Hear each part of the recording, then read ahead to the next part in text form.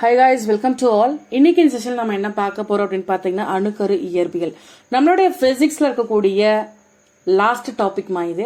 இந்த அணுக்கரு இயற்பியல் அப்படின்றது நம்ம இதில் என்ன பண்ணுவோம், புரோட்டான்கள் பற்றி படிப்போம், நியூட்ரான்கள் பற்றி படிப்போம், எலக்ட்ரான்கள், மின்காந்த அலைகள், இதை பற்றி எல்லாம் படிக்க போகிறோம்.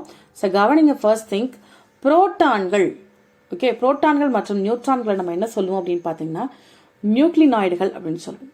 கிளியர்? புரோட்டான்கள் மற்றும் நியூட்ரான்களை நியூக்ளினாய்டுகள் அப்படின்னு சொல்லுவோம். இந்த மின்காந்த அலைகள் ஊடகத்தோட துணையின்றி பரவக்கூடிய அலைகள். ஒரு மீடியமே இதுக்கு தேவையில்லை கண்ணா, மீடியம் இல்லாமல் பரவக்கூடியது மின்காந்த அலைகள். புரிஞ்சுதா? ஒரு மேக்னெட்டிக் அட்ராக்ஷன் ஃபோர்ஸ்ல இது பரவுது. இந்த மின்காந்த அலைகளுக்கு சில எடுத்துக்காட்டு: 1 காமா கதிர், 2 எக்ஸ் கதிர், 3 புற ஊதா கதிர், 4 அகச்சிவப்பு கதிர், 5 கண்ணுறு கதிர்கள், 6 மைக்ரோ அலைகள், 7 ரேடியோ அலைகள். புரிஞ்சுதுங்களா? இது வரைக்கும் ஒரு 7 உதாரணங்கள் சொல்லியிருக்கோம். மின்காந்த அலைகள் பரவறதுக்கு என்ன தேவையில்லைங்க, ஊடகம் தேவையில்லைங்க. ஓகேவா? புரோட்டான்களும் நியூட்ரான்களும் என்ன சொல்கிறோம், நியூக்ளினாய்டுகள் சொல்லுவோம். புரிஞ்சுதா? நியூக்ளியான்கள் அப்படின்னு சொல்லுவோம். நியூக்ளினாய்டு கிடையாது, நியூக்ளியான்கள் அப்படின்னு சொல்லுவோம். அடுத்து கவனிங்க, அதுக்கான அந்த மின்காந்த அலைகளுக்கு ஒரு சில உதாரணங்கள் நம்ம கொடுத்துருக்கோம். இந்த மின்காந்த அலைகளோட வேகம் அப்படின்றத நம்ம c=v லாம்டா அப்படின்னு சொல்லுவோம். இதில் தான் மெஷர் பண்ணுவோம். மின்காந்த அலைகளின் வேகம் எதில் அளப்போம்? c=v lambda. இந்த மின்காந்த அலைகள் பொறுத்த வரைக்கும் என்ன இருக்கு என்ன இல்லைன்றத பத்தி சொல்றேன். கவனிங்க, எல்லா மின்காந்த அலைகளும் குறுக்கலைகளா தான் கண்ணா இருக்கும். லாஸ்ட் கிளாஸ்ல நான் குறுக்கலைகள்னா என்ன அப்படின்னு சொல்லி கொடுத்துருக்கேன். என்ன அப்படின்றத நீங்க கமெண்ட் பண்ணுங்க. வாட் இஸ் மீன் பை குறுக்கலைகள், குறுக்கலைகள்னா என்ன? ஓகே, அடுத்து கவனிங்க, இந்த அலைகள், இந்த மின்காந்த அலைகளோட பண்புகள் என்னென்ன அப்படின்னு பாத்தீங்கன்னா எதிரொலித்தல், விலகல், ஓகே, குறுக்கீட்டு விளைவு, விளிம்பு விளைவு, இது போன்ற எல்லா விளைவுகளுக்கும் இது உட்படுகிறது. இந்த மின்காந்த அலைகளுக்கு சார்ஜ் அப்படின்றது இல்லைங்க, மின்னூட்டம் இல்லை. ஓகேவா? மின்னூட்டம், மின்னோட்டம், அந்த டிஃபரன்ஸ் தெளிவா தெரிஞ்சுக்கோங்க. இதுல சார்ஜஸ் கிடையாது. புரியுதா? ஏதாவது டவுட் இருக்கா இது வரைக்கும்? இந்த மின்காந்த அலைகளுக்கான உதாரணம் நம்ம சொல்லியிருந்தோம் இல்லையா, இது ஒன்னொன்னோட அலை நெடுக்கம் எவ்வளோ இருக்கு, அதிர்வெண் நெடுக்கம் எவ்வளோ இருக்கு அப்படின்றத பத்தி பார்ப்போம். ஸோ அதுக்கு முன்னாடி இந்த அலை நெடுக்கம் அப்படின்றத நம்ம என்ன அழகால அளப்போம் அப்படின்னு பாத்தீங்கன்னா நம்ம மீட்டர் அப்படின்ற அழகால அளப்போம். இதே அதிர்வெண் நெடுக்கம் அப்படின்னு எடுத்தீங்கன்னா ஹெக்டார்ஸ் கண்ணா. நான் ஆல்ரெடி லாஸ்ட் கிளாஸ்லயே உங்களுக்கு சொல்லியிருப்பேன். கவனிங்க, மின்காந்த அலைகளுக்கான உதாரணம் காமா கதிர்கள் சொன்னோமா. இந்த காமா கதிர்களோட அலை நெடுக்கம் அப்படிங்கிறது 10⁻⁻10 மீட்டர் முதல் 10⁻⁻14 மீட்டர் வரைக்கும் இருக்குங்க காமா கதிருக்கு. புரிஞ்சுதா? அதிர்வெண்கள் அப்படின்னு எடுத்தீங்கன்னா அதுக்கு 3 × 10⁻13. ஓகே, அதே போல அதுல ஆரம்பிச்சு 3 × 10⁻22 வரைக்குமே இதோட அதிர்வெண் இருக்குதுக்குண்ணா. ஹெக்டார்ஸ் வரைக்கும் இருக்கு, இந்த ஹெக்டார்ஸ் வரைக்கும். அடுத்து கவனிங்க, எக்ஸ் கதிர்கள் அப்படின்னு எடுத்தீங்கன்னா 1 × 10⁻−10 ஆரம்பிச்சு இதோட அலை நெடுக்கம் அப்படின்றது 6 × 10⁻−12 மீட்டர், அந்த அளவு வரைக்கும் நமக்கு எக்ஸ் கதிர்க்கான அலை நெடுக்கம் இருக்கும். அதோட எக்ஸ் கதிரோட அதிர்வெண்கள் அப்படின்னு எடுத்தீங்கன்னா 3 × 10⁻17 முதல் 3 × 10⁻19 வரைக்கும் எக்ஸ் கதிரோட அதிர்வெண் நெடுக்கம் இருக்கு. சரியா? புற ஊதா கதிர்கள் அப்படின்னு எடுத்தீங்கன்னா 3.8 × 10⁻−17 அதுல ஆரம்பிச்சு -17 மீட்டர்ல ஆரம்பிச்சு 6 × 10⁻−10 மீட்டர் வரைக்கும் இந்த மின்காந்த அலைகள்ல வரக்கூடிய புற ஊதா கதிர்களுக்கு இருக்கு கண்ணா. அதை தொடர்ந்து நீ அதிர்வெண் நெடுக்கம் அப்படின்னு பார்த்தனா 3 × 10⁻14 கண்ணா, +14 தான், -14 கிடையாது. 10⁻14 ஹெக்டார்ஸ்ல ஆரம்பிச்சு 3 × 10⁻17 ஹெக்டார்ஸ்ல இதோட அதிர்வெண்கள் இருக்கு புற ஊதா கதிர்களுக்கு. One second, I repeat it, listen. 8 × 10⁻14 hectares to 3 × 10⁻17 hectares. புரிஞ்சுதா? அடுத்து கண்ணுறு ஒளிகள் அப்படின்னு எடுத்தீங்கன்னா 7.8 × 10⁻−7 மீட்டர் to 3.8 × 10⁻−7 மீட்டர். கண்ணுறு ஒளிகளோட அலை நெடுக்கம். அதை தொடர்ந்து அதிர்வெண் நெடுக்கம் அப்படின்னு பாத்தீங்கன்னா 4 into 10 to the power of 14 hectares to 18 to 10 to the power of 14 hectares. அகச்சிவப்பு கதிர்கள் பாடுது. இந்த அகச்சிவப்பு கதிர்கள் எடுத்துனா 10⁻⁻13 மீட்டர் முதல் 7.8 into 10⁻⁻17 மீட்டர் வரைக்கும் இந்த அகச்சிவப்பு கதிர்களுக்கான அலைநெடுக்கம் உண்டு.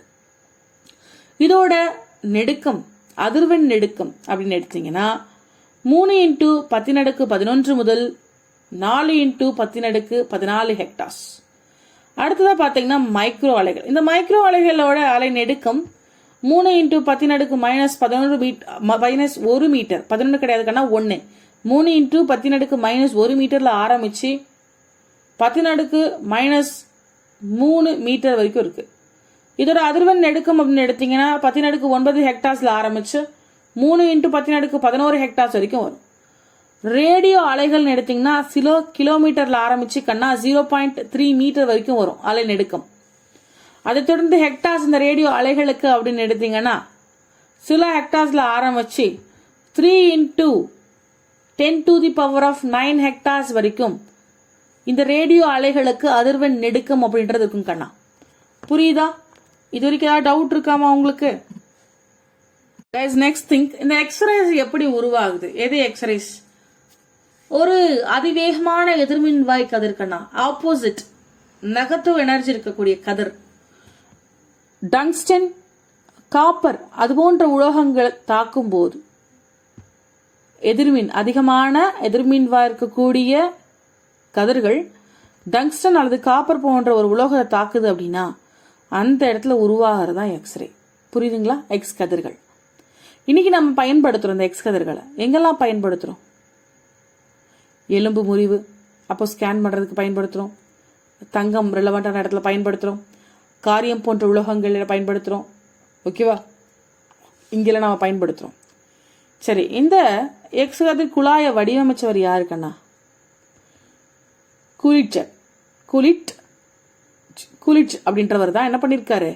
இந்த எக்ஸ் கதிர் குழாயை வடிவமைச்சிருக்காரு. புரியுதா? இது வரைக்கும் டவுட் இருக்கா? இன்னும் அதிகமான பயன்பாடுகள் எக்ஸ் கதிர்கள் கொடுத்திருக்காங்க. கவனிங்க, எலும்பு முறிவு சிகிச்சைகள்ல இந்த எக்ஸ்ரேஸ் நம்ம பயன்படுத்துறோம். எக்ஸ் கதிர்கள் ஒரு ட்ரீட்மெண்ட் எடுக்கணும்னா அதுக்கு முன்னாடி என்ன பண்ணணும்? எக்ஸ்ரேஸ் எடுத்துட்டு வரணும். அப்பதான் எலும்பு என்ன கண்டிஷன்ல இருக்குன்னு தெரியும். ஆமாவா இல்லையா? அதே போல புற்றுநோய் கட்டிகளை அழிக்கிறதுக்காகவும் பயன்படுதுங்க. சில தோல் சம்பந்தப்பட்ட நோய்களை குணப்படுத்துறதுக்கு எக்ஸ் கதிர் பயன்படுது.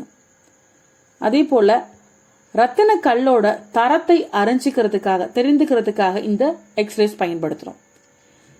டென்னிஸ் பந்துகள் மற்றும் ரப்பர் பந்துகள்ல இருக்கக்கூடிய குறைபாடுகளை கண்டறியறதுக்கு எக்ஸ்ரேஸ் பயன்படுது. உலோக வார்ப்புகள் மற்றும் உலோக இணைப்புகள்ல ஏற்படும் விரிசல்கள், இந்த மெட்டல்ல இருக்கக்கூடிய விரிசல்களை கண்டறியறதுக்கு எக்ஸ்ரேஸ் பயன்படுது. ஓகேவா? குற்றங்களை துப்பறியறதுக்கு எக்ஸ்ரேஸ் பயன்படுது. படிகங்கள் இருக்கக்கூடிய உள்ள அமைப்பு, கரிம மூலக்கூறுகளோட அமைப்பு, படிகங்களோட இன்ஃப்ராஸ்ட்ரக்சர், உள்ள இருக்கக்கூடிய அமைப்பு, இன்டீரியர் ஸ்ட்ரக்சர்ஸ், உள்ள இருக்கக்கூடிய அமைப்புகள், அதே போல கரிம மூலக்கூறுகளோட அமைப்பு, இதெல்லாம் தெரிஞ்சுக்கிறதுக்கு எக்ஸ் கதிர் பயன்படுது. கள்ள நோட்டுகள் எப்படி செக் பண்றோம்? இந்த எக்ஸ்ரேஸை பயன்படுத்தி தான் செக் பண்றோம். போலி பத்திரங்கள் தயாரித்தல கண்டடிக்கிறதுக்கு, அதாவது போலி பத்திரங்களா இல்லையா ஒரிஜினலா டூப்ளிகேட் கண்டுபிடிக்கிறதுக்கு இந்த எக்ஸ்ரேஸ் பயன்படுது. புரியுதுங்களா? இதுதாங்க எக்ஸ்ரேஸ். எக்ஸ்ரேஸோட யூசஸ் பிளஸ் எக்ஸ்ரேஸ்னா என்னன்னு பார்த்துருக்கோம். ஓகேவா? அடுத்து கவனிங்க, அகச்சிவப்பு கதிர்கள்ங்க. இந்த அகச்சிவப்பு கதிர்கள் அப்படின்றது மனுஷனோட உடல்ல இருந்து வெளிப்படக்கூடிய அகச்சிவப்பு கதிர்களோட அளவு எவ்வளோன்னு பார்த்தீங்கன்னா -1/10 மீட்டர்ல இருந்து 1/100 மில்லிமீட்டர் வரைக்கும் இருக்குங்க. மனுஷனோட உடம்புல இருந்து வெளியே போகக்கூடிய அகச்சிவப்பு கதிர்களோட நீளம் கண்ணா எவ்வளவு இருக்கும்? அளவு, நீளம் அப்படின்றத அளவுன்னு சொல்லாங்க. மெஷர்மெண்ட் எவ்வளவு அப்படின்னு பாத்தீங்கன்னா -1 is divided by 10 millimeter to how much? 1/100 millimetre. ரெண்டுமே மில்லிமீட்டர் தான். ஃபர்ஸ்ட் டைம் மீட்டர் சொல்லிருப்பேன், மீட்டர் கிடையாது, மில்லிமீட்டர். கிளியர்? அடுத்தது கவனிங்க, இருட்டுல பாம்புகள் அகச்சிவப்பு கதிர்களை பயன்படுத்தி தன்னுடைய இரையை தேடுது கண்ணா.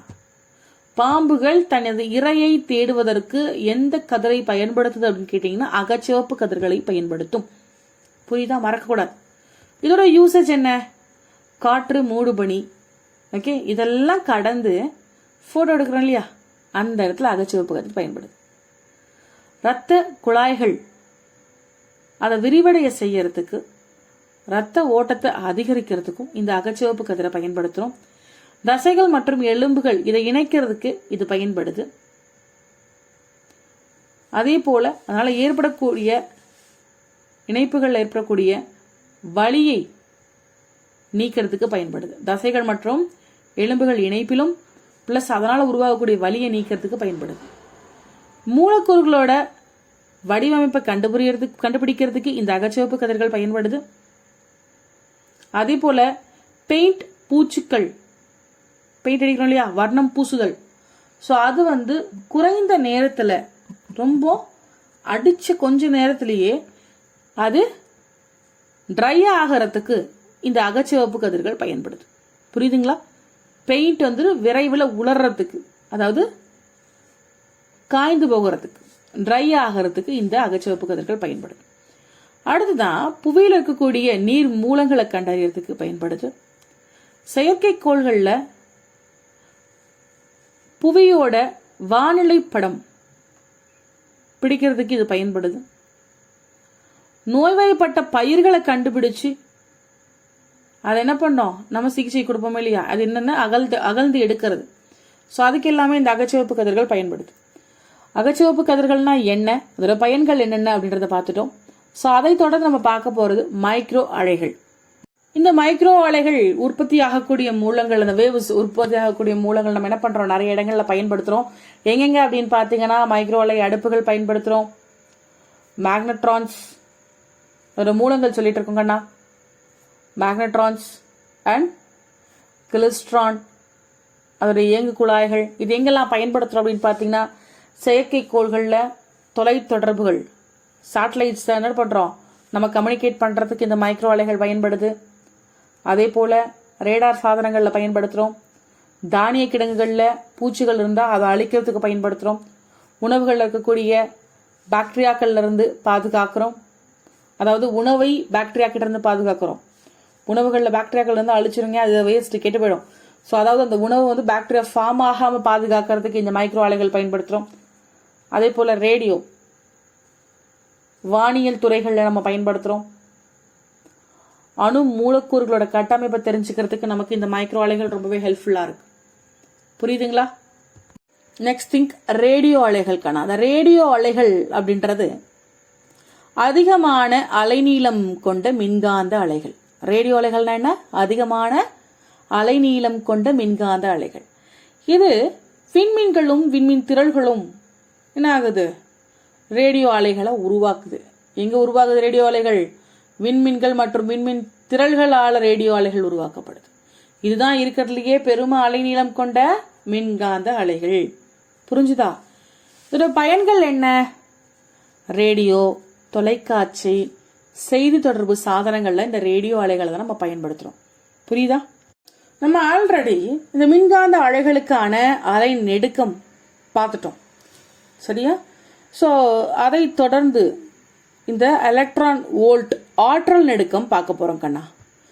காமா கதிர்களோட ஆற்றல் நெடுக்கம் என்ன சொல்லுவோம்னா எலக்ட்ரான் வோல்ட்ல சொல்லுவோம். நல்லா கவனிச்சுக்கோ, எங்க ஹெக்டார் சொல்லுவோம், எங்க மீட்டர் சொல்லுவோம், எங்க எலக்ட்ரான் வோல்ட் சொல்லுவோம், தெரிஞ்சு வச்சுக்கணும். புரியுதா?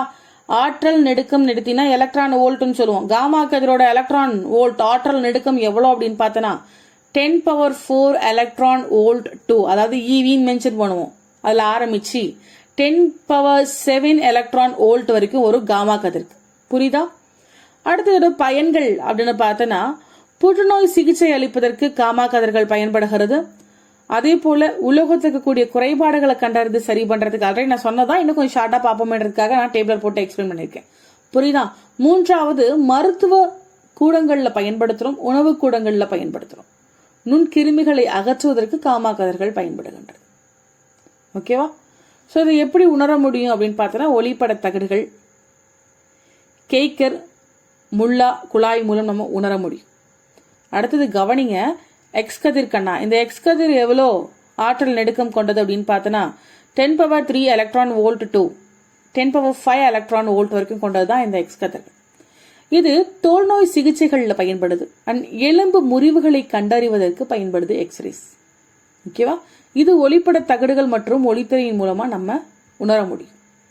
அடுத்து யூவி கதிர்கள் அப்படின்னு எடுத்தீங்கன்னா இந்த யூவி கதிர்கள் 10 electron volt to 10⁻³ electron volts வரைக்குமா ஆற்றல் நெடுக்கம் கொண்டது. எங்கெல்லாம் பயன்படுது அப்படின்னு பார்த்தீங்கன்னா தோல்ல ஏற்படக்கூடிய மாற்றங்களை குணப்படுத்த பயன்படுது, துணி துவைத்தல்ல வெண்மை ஆக்கிறதுக்கு பயன்படுத்தக்கூடிய தூள்கள் இருக்கு இல்லையா, சோஃப், அந்த சருப்பு ஐட்டங்கள்ல இந்த யூவி ரேஸ் பயன்படுத்துறாங்க. கள்ளநோட்டுகளை கண்டுபிடிக்கிறதுக்கு பயன்படுது. இதை எப்படி நம்ம உணர முடியும் அப்படின்னு பார்த்தோன்னா ஒளிப்பட தகடுகள், ஒளிமின் கலன்கள் மற்றும் ஒளிரும் வேதிப்பொருட்கள் மூலமா நம்ம தெரிஞ்சுக்க முடியும். புரியுதா?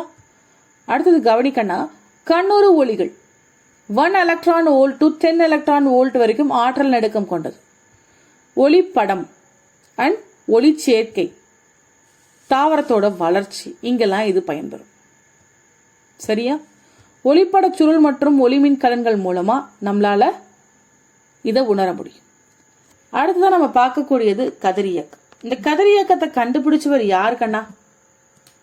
கதிரியக்கத்தை கண்டுபிடித்தவர் யார்? ஹென்றி பெக்கோரல் அவர்கள் கதிரியக்கத்தை கண்டுபிடிச்சிருப்பார். கிளியர்? இந்த கதிரியக்கம் குறித்த ஆய்வுகளை மேற்கொண்டவர்கள் அப்படின்னு எடுத்தீங்கன்னா மேடம் கியூரி மற்றும் அவருடைய கணவரான ரூதர்ஃபோர்ட் அவர்கள். இவங்க 2 பேரும் இந்த கதிரியக்கம் குறித்த ஆய்வுல ஈடுபட்டிருக்காங்க கண்ணா. இது ரொம்ப முக்கியமான விஷயம். அணு எடை அப்படின்றது 206க்கு மேல இருக்கக்கூடிய தனிமம் தான் யுரேனியம். இதை கண்டுபிடிச்சவங்க இவங்க தான். ஓகேவா? சோ அடுத்தது கவனிங்க, இந்த யுரேனியம் இன்னும் வேற என்னென்ன இருக்கு அப்படின்னு பாத்தீங்கன்னா பொலோனியம், ரேடியம், தோரியம், இது எல்லாமே அணு எண் 206க்கு மேல இருக்கிறது. புரிஞ்சுதுங்களா? அடுத்தது கவனிங்க, இந்த கதிரியக்க சோதனை அப்படிங்கிறது சோதனையில இடதுபுறம் விலகுனுச்சு அப்படின்னா, கதிரியக்க சோதனையில இடதுபுறம் விலகுச்சு அப்படின்னா அது ஆல்பா கதிர்கள்னு சொல்லுவோம். புரியுதுங்களா? கதிரியக்க சோதனையில இடதுபுறம் விலகுனா அது ஆல்பா சோதனை, வலதுபுறம் விலகுது அப்படின்னா அது பீட்டா சோதனை. புரியுதுங்களா? சோதனையில நேராவே செல்லுது அப்படின்னா அது என்னது? அது காமா கதிர். இடதுபுறம் விலகுச்சு அப்படின்னா ஆல்பா கதிர், வலதுபுறம் விலகுச்சு அப்படின்னா பீட்டா கதிர், நேரா போனது அப்படின்னா அது காமா கதிர். கண்ணா டவுட் இருக்கா ஏதாவது இதுல? Guys, do you have any doubts? Okay, fine. So கவனிங்க, என்னென்ன டைரக்ஷன்ல போனா என்ன கதிர்கள் அப்படின்றத சொல்லிட்டேன். இந்த ஒவ்வொரு கதிர்களுக்கும் சில பண்புகள் இருக்கும் இல்லையா? சோ அதை பத்தி பார்ப்போம். ஃபர்ஸ்ட் அதோட தன்மை என்ன? ஓகேவா? ஆல்பா கதிர் அப்படின்னு எடுத்தீங்கன்னா ஹீலியத்தின் உட்கருக்கள். ஓகேவா? பீட்டா கதிர்கள் அப்படின்னா விரைந்து செல்லக்கூடிய எலக்ட்ரான்கள் அதுல இருக்கும். காமா கதிர்கள் அப்படின்னு எடுத்தீங்கன்னா அதிகமா அதிர்வெண் இருக்கக்கூடிய குறைந்த அலைநீளம் கொண்ட மின்காந்த கதிர்வீச்சுகள் இருக்கும். புரியுதா? ஹீலியம் உட்கருல இருந்த ஆல்பா, விரைந்து செல்லக்கூடிய எலக்ட்ரான் பீட்டா, காமா கதிர்னா அதிகமான அதிர்வெண்ணும் குறைந்த அலைநீளமும் இருக்கும். ஓகேவா? அடுத்து கவனிங்க, இந்த ஆல்பா கதிரோட மின்னூட்டம் சார்ஜஸ் என்ன இருக்குன்னு பாத்தீங்கன்னா நேர், பாசிட்டிவ் சார்ஜ் இருக்கு. பீட்டா கதிர் அப்படின்னா எதிர் மின்னூட்டம். காமா கதிர்னு எடுத்தீங்கன்னா நியூட்ரல், மின்னூட்டம் அற்றவை. திசைவேகம் எடுத்தீங்கன்னா ஆல்பா கதிருக்கு 1.4 × 10⁻7 மீட்டர்/செகண்ட் ஸ்டார்ட் ஆகி 2.2 × 10⁻7 மீட்டர்/செகண்ட்ல முடியுதுங்க. ஓகேவா? அடுத்து கவனிங்க, பீட்டா கதிரோட திசைவேகம் அப்படின்னு எடுத்தீங்கன்னா 99%. காமா கதிர் 3 × 10⁸ மீட்டர்/செகண்ட். புரியுதுங்களா? அடுத்து இதுல அயனியாக்கும் ஆற்றல் என்ன? ஆல்பா பீட்டா காமாக்கு ஆல்பால பெருமமா இருக்கும், பீட்டால காமாவை விட கொஞ்சம் குறைவா இருக்கும். ஓகேவா? ஆல்பா பீட்டா தென் சாரிங்க, ஆக்சுவலி நல்லா கவனிங்க, ஆல்பால பெருமமா இருக்கும், பீட்டால ஆல்பா கதிரை விட குறைவா இருக்கும், காமா கதிரில ரொம்ப கம்மியா இருக்குங்க அயனியாக்கும் ஆற்றல். அடுத்ததான் ஊடுருவக்கூடிய திறன் அப்படின்னு பாத்தீங்கன்னா இது ஆல்பா கதிரில ரொம்ப கம்மியா இருக்கும், பீட்டால ஆல்பா விட அதிகமா இருக்கும். காமால எக்ஸ்ரேவை விட அதிகம். ஏன் அப்படின்னா எக்ஸ் கதிரை விட இதோட அலைநீளம் அப்படிங்கிறது கம்மி. புரிஞ்சுதா? எக்ஸ்ரேஸை விட அதிகமா இருக்கு ஊடுருவுதிறன். ஏன் அப்படின்னா அலைநீளம் கம்மி. புரியுதா? மின்காந்த புல விளைவுகள் அப்படின்னு எடுத்தீங்கன்னா இந்த மின்காந்த புல விளைவுகள் ஆல்பால விலகல் அடையும், அதே போல பீட்டாலையும் விலகல் அடையும், காமாவிலையும் விலகல் அடையும். அடுத்து கவனிங்க, உணர்தல். இதை எப்படி உணர்வோம்? போட்டோ பிலிம், மூணுலையுமே போட்டோ பிலிம். அடுத்து முகிழ்களம் மூலமா. மூன்றாவது கெய்லர் முல்லர். இதன் மூலமா நம்மளால என்ன பண்ண முடியும்? இதை உணர முடியும். அடுத்து இன்னொரு விஷயம் கவனிங்க, நான் ஆல்ரெடி மேடம் கியூரி அவர்களை பத்தி சொல்லியிருந்தேன். செயற்கை கதிரியக்கத்தை கண்டுபிடிச்சவங்க யார் அப்படின்னு பார்த்தனா இந்த மேடம் கியூரி அவர்கள் தான். Okay, next thing listen. Radio ஐசோடோப்புகள் மற்றும் அதோட பயன்பாடுகள் கண்ணா எது எது எதுக்கு பயன்படுது?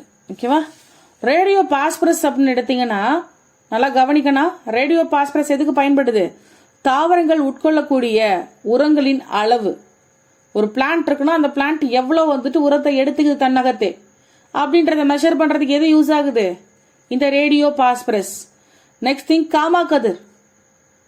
மெல்லிய தாள்கள் அல்லது எஃகு தகடுகளோட தடிமன் எவ்வளவு மொத்தம் அது இருக்கு. ஒரு கம்பியில ஒரு இரும்பு தகடு இருக்கு அப்படின்னா அது எவ்வளவு மொத்தம் இருக்கு அப்படின்னு தெரிஞ்சுக்க இந்த காமா கதிர் பயன்படுறான். ரேடியோ பாஸ்பரஸ் தாவரங்கள் எவ்வளோ உரம் எடுத்துக்கிறான் அப்படின்றத கண்டுபிடிக்க பயன்படுறான். ஸோ அதை தொடர்ந்து இந்த சோடியம் 24 அண்ட் புரோமின் 82 எதுக்கு பயன்படுறான் அப்படின்னு பார்த்தீங்கன்னா குழாயில செல்லக்கூடிய பாய்பொருள் எவ்வளவு வேகமா பாயுது, பாயக்கூடிய விதம் என்ன அப்படின்றத கண்டுபிடிக்க நமக்கு பயன்படுறது சோடியம் 24 அண்ட் புரோமின் 82ங்க. சரியா? அடுத்து கவனிங்க, radio carbon 614 sorry C14. Okay, carbon C14 அப்படின்றது நமக்கு இந்த ரேடியோ கார்பன் C14 எதுக்கு பயன்படுது? புதை படிவங்கள், பாறைகள், புவியின் வயது, அதான் நம்ம சொல்லியிருப்போம், நல்லா கவனிச்சிருப்பீங்க. கார்பன் கதிரியக்க சோதனை அதுதாங்க இது. ஸோ புதைப்பட பொருட்கள் தொல்லியல் அகவையெல்லாம் கண்டுபிடிச்சு என்ன பண்றான்? சோதனைக்கு அனுப்புறானா? அதன் விளைவாக தான் அது எந்த நூற்றாண்டை சேர்ந்ததுன்னு கண்டுபிடிக்கிறோம். அதுக்கு பயன்படுறது இந்த ரேடியோ கார்பன் 14 பா. அடுத்து கவனிங்க, கோபால்ட் 6ங்க 60. இந்த கோபால்ட் 60 அப்படின்றது புற்றுநோய்க்கு சிகிச்சை அளிக்க பயன்படுது. அயோடின் 131 கண்ணா, இது ஒரு ப்ரீவியஸ் இயர் கொஸ்டின். இந்த பாக்ஸ் நல்லா தெளிவா படிச்சுக்கோ. இது பாத்தீங்கன்னா தைராய்டு சுரப்பிக்கு சிகிச்சை அளிக்கவும் மூளையில தோன்றக்கூடிய கட்டிகளின் இடத்தை கண்டறியறதுக்கு இந்த அயோடின் 131 பயன்படுது. சோடியம் 24 அப்படின்னு எடுத்தனா இதயம் எப்படி செயல்படுது அதை பார்க்கறதுக்கு யூஸ் ஆகிறான். இரும்பு 59 ரத்த சோகை கண்ணா, அதை குணப்படுத்த பயன்படுது. பாஸ்பரஸ் அப்படின்னு எடுத்தனா பாஸ்பரஸ் 32 அண்ட் பிரான்சியம் 90 இது ரெண்டுமே தோல் புற்றுநோயை குணப்படுத்த பயன்படுது. And next thing tritium and carbon 14 இது ரெண்டுமே உயிரியல் மூலக்கூறுகளை கண்டறிய பயன்படுது. புரியுதா இது வரைக்கும்? இது ரொம்ப ரொம்ப முக்கியம் கண்ணா. எக்ஸாம் பாயிண்ட் ஆஃப் வியூல நான் தெளிவா ரிப்பீட் பண்ணி வச்சுக்கோ. கைஸ், அடுத்ததாக நம்ம பார்க்கக்கூடிய டாபிக் என்ன அப்படின்னு பாத்தீங்கன்னா இதோட கண்டினியூட்டியா சப் டாபிக் அணுக்கரு உலை கண்ணா. இந்த அணுக்கரு உலை அப்படின்றது இயற்கையில கிடைக்கக்கூடிய யுரேனியத்துல தான் அதிகமா காணப்படுது. யுரேனியம் நேச்சுரலா கிடைக்கக்கூடிய, அதுவும் நேச்சுரலா கிடைக்கக்கூடிய யுரேனியத்துல தான் அதிகமா காணப்படுதுன்னு சொல்றாங்க. ஓகேவா? இதோட செறிவூட்டப்பட்ட யுரேனியம் அப்படின்னு சொல்லுவோம் நம்ம. இந்த அணுக்கரு உலைகளில் பயன்படுத்தக்கூடிய தனிப்பான் என்ன அப்படின்னு பார்த்தோன்னா கிராஃபைட் கண்ணா. கிராஃபைட், பெரிலியம், கனநீர் இந்த மூணுமே இந்த அணுக்கரு உலைகளில் பயன்படுத்தக்கூடிய தனிப்பான்கள். புரிஞ்சுதா? இந்த பெரிலியம் ஆக்சைடு அணுக்கரு உலையில பயன்படுத்தப்படும் கட்டுப்படுத்தும் கழிவுகள். இதை பயன்படுத்தி இதான் கட்டுப்படுத்தக்கூடிய கழிவுகள் அப்படின்னு எடுத்தீங்கன்னா கேட்மியம், போரான் அல்லது ஹெப்னியம் இது எல்லாமே கட்டுப்படுத்தப்படக்கூடிய கழிவுகள். அடுத்ததான் அணுக்கரு உலையில பயன்படுத்தப்படக்கூடிய குளிர்விப்பான்கள் அப்படின்னு பாத்தீங்கன்னா சாதாரண நீர் மற்றும் கனநீரை குளிர்விப்பனா பயன்படுத்துறோம். ஓகேவா? அது மட்டும் இல்லாம காற்று, கார்பன் டை ஆக்சைடு, ஹீலியம், திரவ சோடியம் இதை எல்லாமே என்ன பண்றோம் அப்படின்னு பாத்தீங்கன்னா நம்ம குளிர்விப்பானாக பயன்படுத்துறோம். புரிஞ்சுதுங்களா இது வரைக்கும்? கிளியர்? சோ இதை தொடர்ந்து நம்ம பார்க்கக்கூடியது அணுக்கரு இணைவு கண்ணா. இது ரொம்ப முக்கியமான கான்செப்ட். அணுக்கரு இணைவுனா என்ன? அணுக்கரு இணைவுல 2 டிரிட்டியம் அணுக்கருக்கள் இணைந்து ஒரு ஹீலியம் அணுவை உருவாக்கும். புரியுதா? 2 டிரிட்டியம் அணுக்கள் இணைந்து ஒரு ஹீலியம் உருவாக்கும். அப்படி உருவாகும் போது வெளிப்படக்கூடிய ஆற்றல் எவ்வளவு அப்படின்னு பார்த்தனா 23.84 MeV. புரிஞ்சுதா? 23 MeV. அடுத்தது கவனிங்க, அணுக்கரு இணைவு கொள்கையை வெளியிட்டவர் யார் அப்படின்னு பார்த்தனா பெத்தே அவர்கள் அணுக்கரு இணைவு கொள்கையை வெளியிட்டிருக்கார். ஓகேவா? அடுத்ததான் சூரியன்லயும் விண்மீன்களிலும் ஏற்படக்கூடிய ஆற்றலுக்கு காரணம் அப்படின்றது இந்த அணுக்கரு இணைவு தான். அங்கிருந்து வரக்கூடிய ஆற்றலுக்கு காரணம் என்னங்க? இந்த அணுக்கருவோட இணைவு தான். சூரியனை விட